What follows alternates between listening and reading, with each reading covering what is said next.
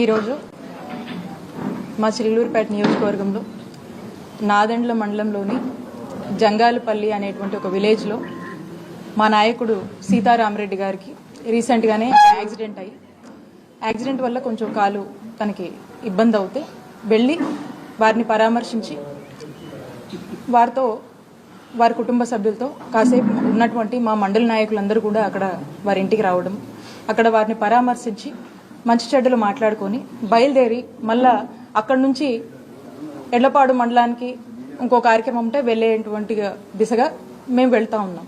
ఆ కార్యక్రమం అయిపోయి బయటకు వచ్చి కారెక్కుదామనే లోపు చుట్టూ ఈ రూరల్ సిఐ సుబ్బనాయుడు గారు, అక్కడ ఉన్నటువంటి నాదెండ్ల ఎస్ఐ గారు, వాళ్ళ సిబ్బంది అంతా కూడా ఒక్కసారి చాలా ఎంబ్రాజింగ్గా అక్కడంతా కూడా గుమ్మిగూడి చాలా హడావిడి చేస్తూ ఉన్నారు.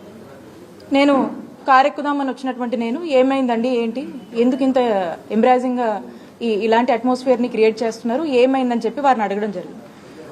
మా ఫాలోవర్ అయినటువంటి శ్రీకాంత్ రెడ్డిని తీసుకువెళ్ళడానికి వచ్చాము అని చెప్తా ఉన్నారు. ఏం కేసు ఏంటి అని చెప్పి మాట్లాడుతూ నేను కారెక్కుతాను.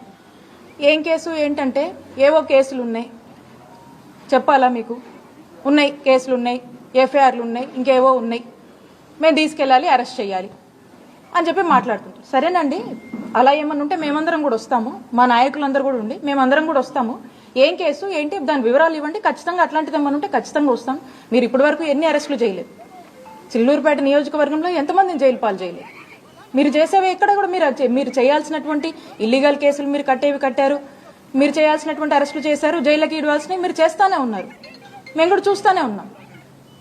ఈ రోజున స్పెసిఫిక్గా ఏంటండి, కారణం ఏంటి, ఏం ఎఫ్ఐఆర్ ఉంది, దేని తాలూకా అని మేము డీటెయిల్స్ ఇవ్వండి, ఖచ్చితంగా మేము సహకరిస్తామని మాట్లాడుతుంటే సుబ్బనాయుడు గారు తను ఒక సిఐ అనేది కూడా పక్కన పెట్టి ఒక టీడీపీ కార్యకర్త మాదిరి ఏ విధంగా కూడా అక్కడ ఒక మహిళనని, ఒక మహిళా మంత్రిగా పనిచేశాను గతంలో అని, ఇక్కడ శాసనసభ్యురాలుగా కూడా పనిచేశాను,